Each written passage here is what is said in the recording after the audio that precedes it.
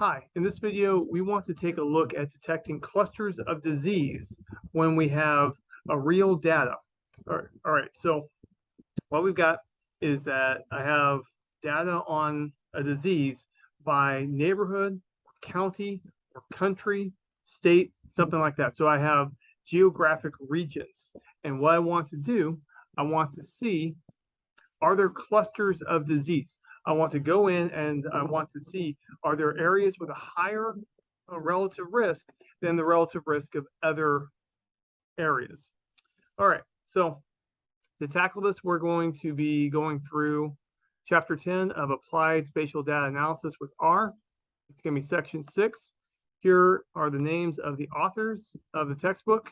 Here's the textbook's website, and you can download this book for free if you're a UCF student. Let's get into it. All right, so our goal is to identify areas where there's greater disease risk. And we're going to define risk as relative risk. So how we're going to approach this is through these examples, we're going to use the decluster package in R. All right, so this supports computing test statistics and using bootstrapping to determine p-values. All right, so how the bootstrapping approach is handled is that we're going to do repeated resampling of our observed data. So we're going to sample with replacement the same number of observations as we have in our original data. And with the resampling, we're going to get a distribution by computing the test statistic over and over with this randomly selected data set. Then we compare our true data's test statistic to this resampled bootstrap distribution that we get.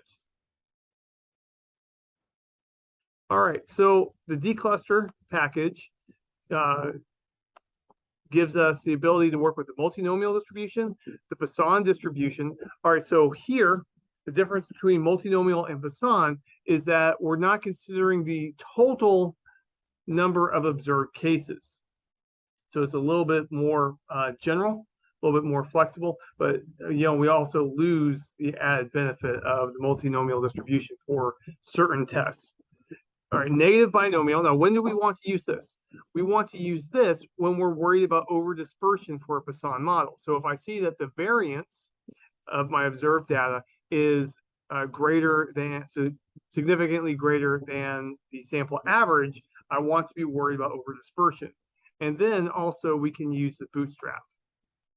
All right, so the baseline assumptions for this, and different tests will back off from this, but here's like our starting point where we want to be if everything is going right with what we see in our data.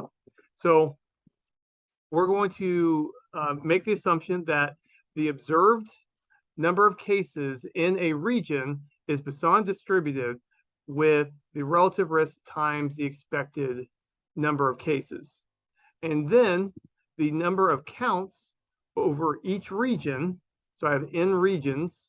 So if I'm talking about counties, I have n counties.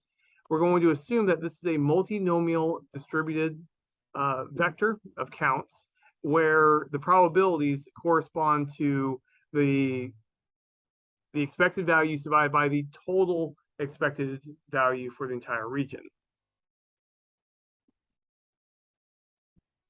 All right, so now let's go ahead and look at testing the homogeneity of relative risk.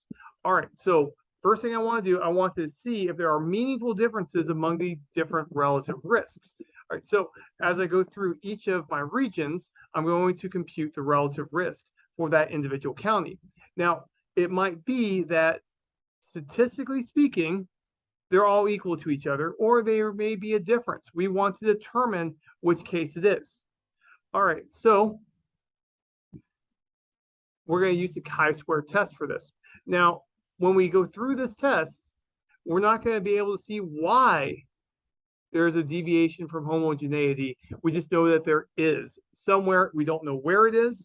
We don't know why it is, but we know it's there. So our test is going to be that we're going to take the chi-squared distribution. We're going to take our observed counts minus the global relative risk times the expected number of cases in that particular region, then divide by theta times the expected value. And I'm squaring up top, forgot to say that. Then I sum over all the individual regions, and that gives me my chi-squared statistic. All right, so theta is our global standardized mortality ratio. Theta will be 1 if I use internal standardization. Now, our degrees of freedom will be n if internal standardization was not used, and our degrees of freedom will be n minus 1 if we use internal standardization.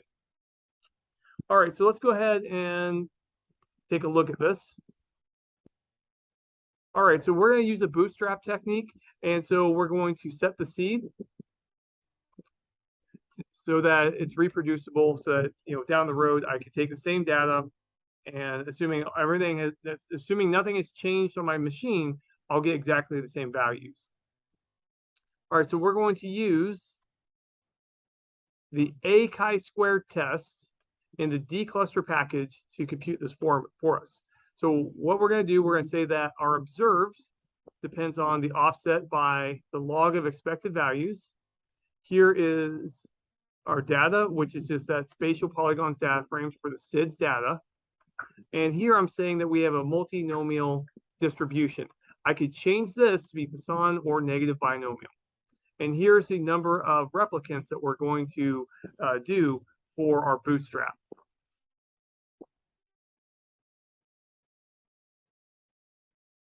And so here we see that our p-value is small. So we would conclude that we do not have homogeneity among our different regions. For this one, it's counties in North Carolina. So we conclude that somewhere a county somewhere has a higher or lower relative risk than the other counties overall. Now, we don't know which county has a difference, and we don't know if it's more or less. This tells us there is a difference somewhere. If you consider how we compute this, here I'm taking the difference and I'm squaring it. So that difference may be higher or lower than the overall modeled aspect.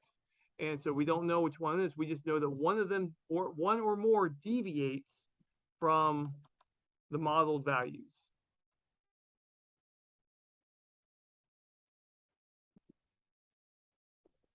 Now that was computed using a bootstrap approach, and you'll notice that the number of replicants will impact how small our p-values can become.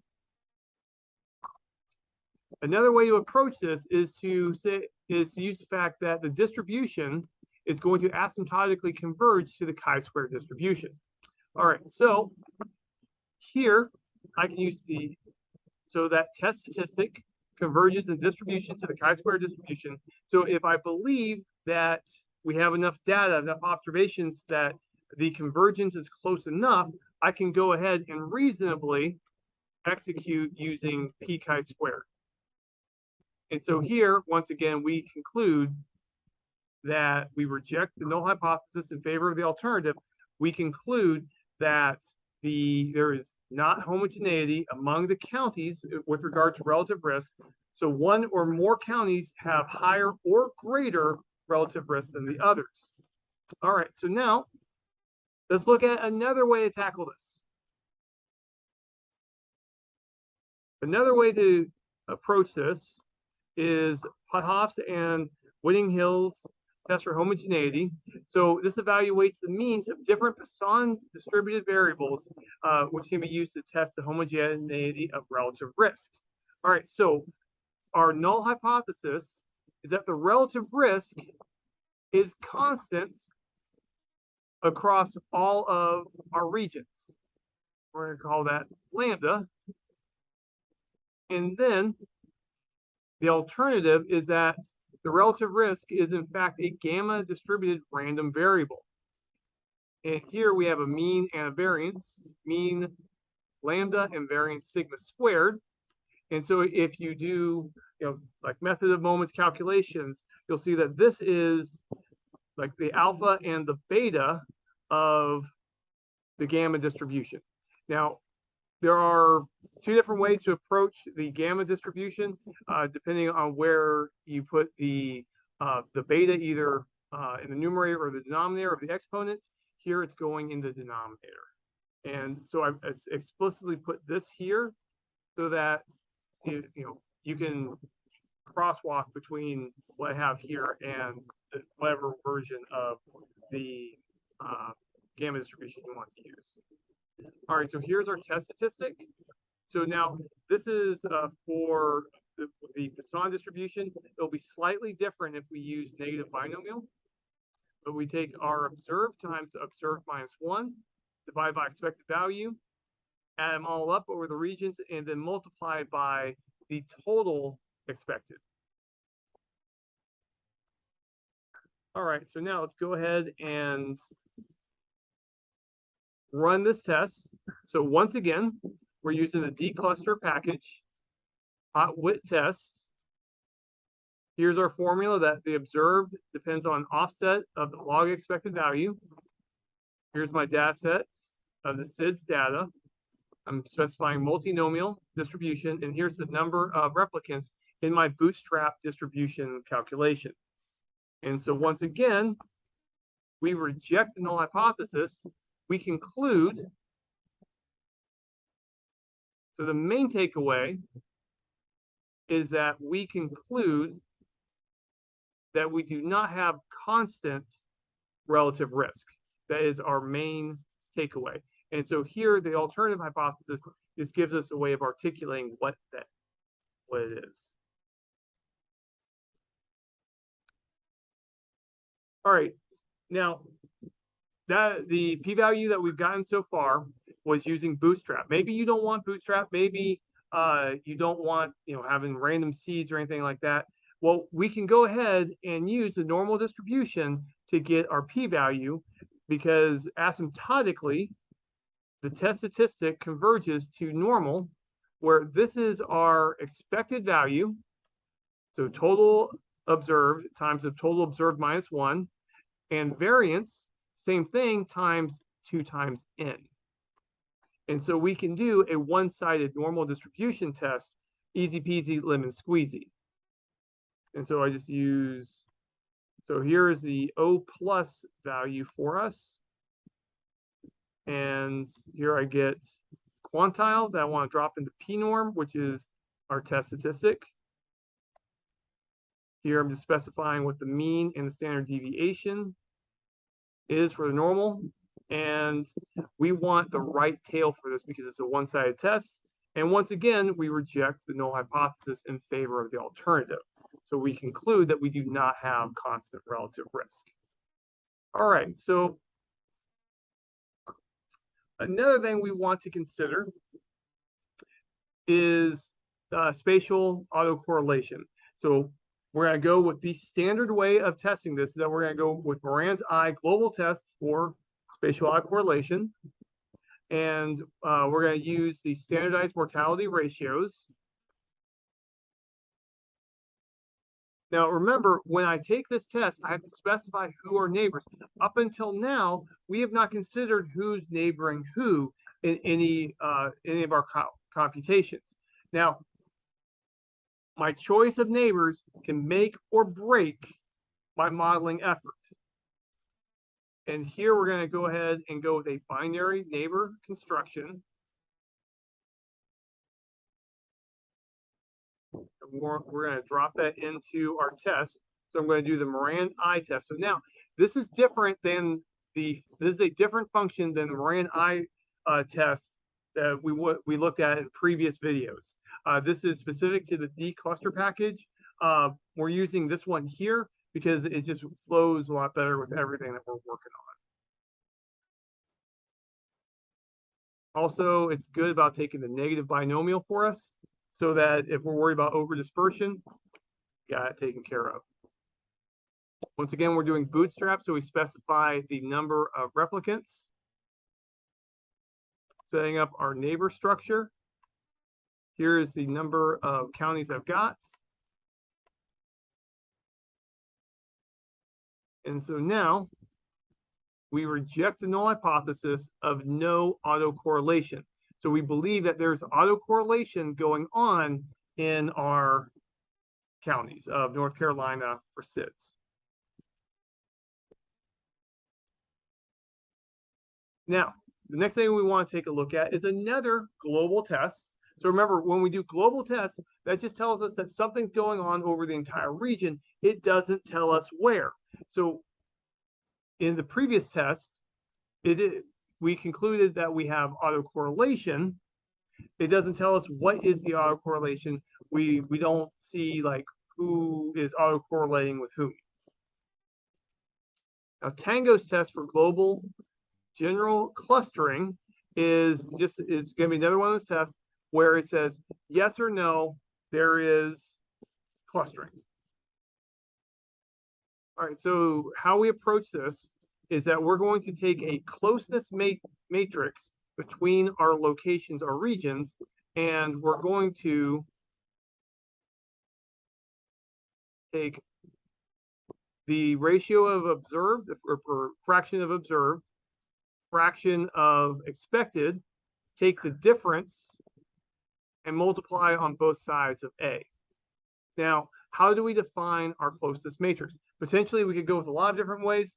The textbook talks about using the exponential of the distance divided by a constant and then a negative value. All right, so phi is a positive constant, and it relates to the strength of dependence between areas and scale of interactions. Now, large values of phi will result in smaller exponents. Smaller exponents, since they're positive, will result in this value being close to 1, and that will make it so that my A matrix, if I put in a very large phi value, we're going to end up having A be very close to 1. And so to show that to you, here's just a distance matrix that's kind of made up, just to show what's going on. We have 1, 2, and 3 as our entries. And then here, we're dividing by 1. You can see that there's some variation in the values. Here, we're dividing by 100. The entire matrix is almost exactly 1 across the board, almost a constant matrix.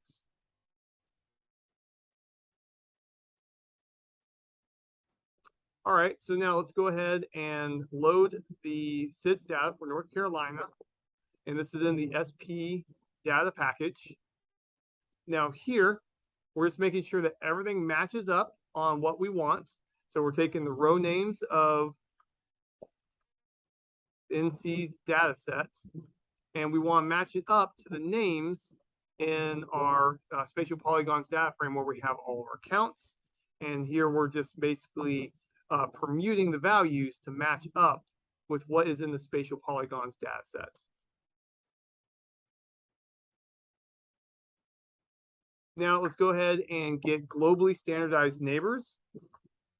And so we're just going through and we're just getting, our distances of nearest neighbors. We're telling it to include themselves in the calculations. Here we've got neighbor distances. And now here we create our neighbor object.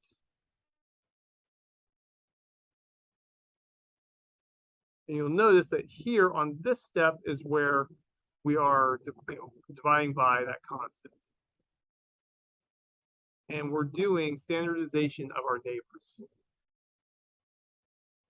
So this is different than the binary 0, 1. All right, now remember, anytime I am determining what the neighbors are in any manner, this can make or break my modeling. So we have to always be ready for things to go sideways on this front. But you'll never know you did it wrong until it's too late.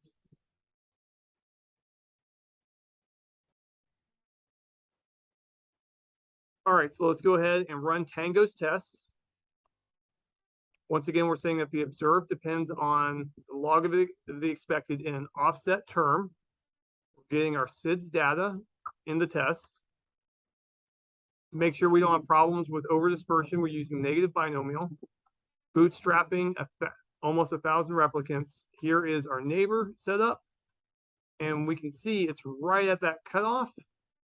And so here at 0.05, we would conclude that we do not have global clustering, or we do not have clustering within our regions under this test.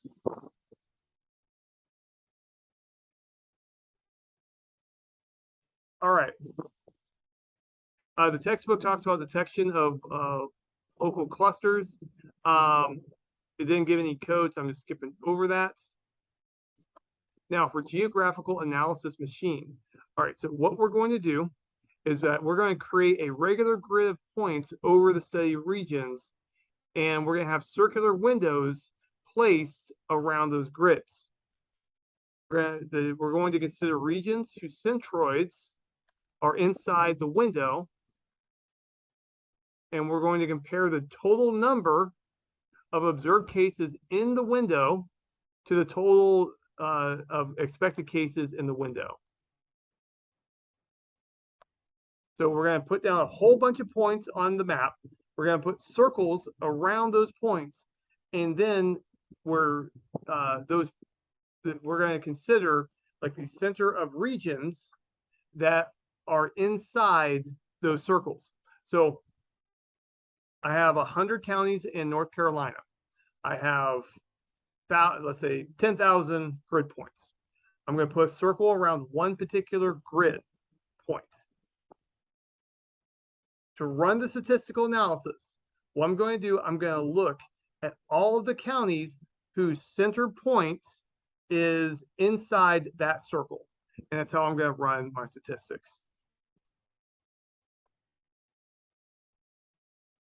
Now we're doing this assuming that we have a Poisson distribution.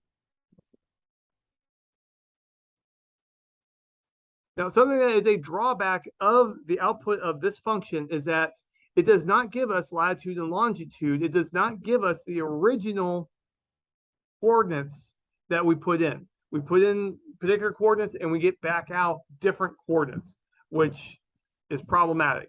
But you know, we can still visualize, still use it. We can convert back. So let's go ahead and run this. So this is the opgam function in the dcluster package. I drop my data set that I'm running with the observed data and the locations. So here, this is running off the centroid of each county. Another possibility would have been to have used like the county seat or some other points within each county. Here's the radius is the size of the circle. Here's the step size. So what it's going to do, it's actually going to go with smaller circle sizes inside. And for plotting purposes, well, it's only going to save the grid points that have a p-value less than the observed. I wanted to grab all of them, so I set it to 1. And here I'm going to plot it using ggplot. And so you'll notice that this isn't quite the North Carolina map. The reason for that is when I have a point, a regular grid point, let's say like right there where it's blank, that regular grid point did not have, or its circles did not include any county centroid. And since it effectively did not have any data to compute, it gets omitted from the output.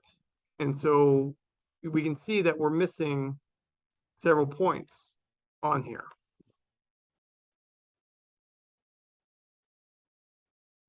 But what we really want to see is that we can see that there are cluster points on the map.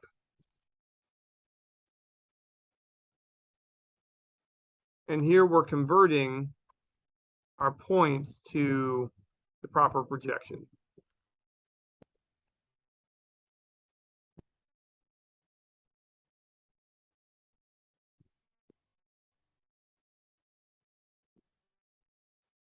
Now, something that has a problem with the OPGAM approach is that clusters overlap with each other and tests are not independent. All right, so what can happen if you think about this? Each one of these points represents a cluster. So two neighboring clusters are probably going to have really the same centroids being included in their calculations. Therefore, they're the same. They're not independent of each other. And so if I'm going to be using this, one thing that is going to be important is that we're going to need to adjust our significance level, before we can even consider the points that it gives us.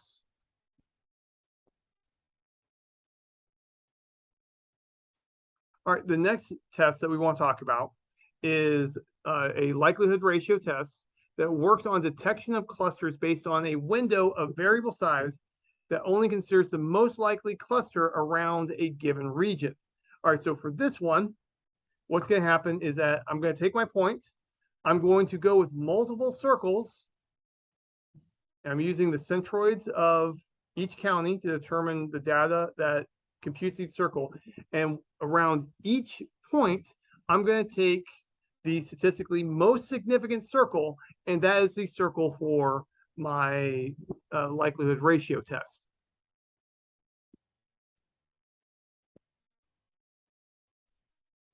Our null hypothesis is that there is no clustering and that all relative risks are equal to each other, while the alternative hypothesis is that we have clustering and there are regions with greater relative risk. An advantage of this approach is that the most likely cluster can be detected as the window with the highest value of the likelihood ratio, or we could go with smallest p-value. And there's no need to correct the p-value because the simulations for different centers are independent. All right, so something that we do with this is that if I say this circle is statistically significant, if I want to pick up secondary clusters, I do not accept any other cluster that has an overlapping circle with that one. And so if I want to pick up multiple clusters going around, I take the biggest one first, the one with the most significant cluster circle first. Then I consider all circles that do not intersect with that one. I find the one that has the greatest statistical significance. Now I've got two clusters going. I consider all circles that don't intersect with either one of those to get my third. Then I consider all circles that don't intersect with the first three. And I keep on doing this until I don't want any more clusters or there's no more to look at. And so here with under the Poisson distribution assumption, here is our test statistic. And you'll notice that here we're looking for a max, and this is max over the set of all circles centered at the location of interest. When clusters overlap, we take the one with the lowest p-value as the primary cluster. And for secondary clusters, we only consider clusters whose circle does not overlap with prior ones selected. Now, something that we need to always be mindful of when we use Poisson distribution is that we could have over dispersion. And in that situation, what we want to do, we want to incorporate covariates or switching to the negative binomial distribution, or maybe both. All right, so first thing that we're going to do, we're going to calculate the maximum likelihood estimates. Now you'll notice that I didn't specify what the column is that we're interested in. It automatically knows observe this one to go with. Here I'm going negative binomial. Here I'm going to create a grid of points to work with. We're going to get our opgam going, and this time we're going to modify. Here's our grid. Here is the alpha that we want. We're using kn.isCluster to determine if it's a cluster. This will be true, false. Here's the fraction of the population needed. Here's our number of replicants, negative binomial, and here is our maximum likelihood estimate of the negative binomial. And this is a global negative binomial maximum likelihood estimates. And so now what we want to do after we get that, it's gone through and it's found like the biggest or the most significant cluster possible. And now we want to grab just that one. All right, so what we're going to do is we're going to go ahead and get the maximum of the test statistics from OP-GAM, and then we're going to slap that in to the output that we've already gotten. We're going to specify the specific center, and then we are going to plot it. And so here I'm using SP plots. And so here we can see that by this calculation, here is the center of the cluster. All right, so now, last but not least, the last test we want to look at is for localized testing of clusters. All right, what we're going to do, so this is localized, not general. General tells us something's going on somewhere, we don't know where. Now I want to dig in and start looking at specific spots. All right, so here I'm going to say I'm interested in this particular spot. I want to figure out if if the relative risk changes as we move away from the center. All right, so here we have our overall risk, which will be 1 if we have internal standardization. Our null hypothesis is that the relative risk is constant for all the regions. Our alternative is that as we move away from the center point that we're interested in, the relative risk will decrease. And here is our test statistic. And so here we're basically going to the center and then moving out and adding up the observed and adding up the expected, taking the ratio. And we can compute our bootstrap distribution to get our p-value. And so we're just going to run stone.stat from the dcluster package. And here we're interested in Anson County, which is in the southern portion of North Carolina.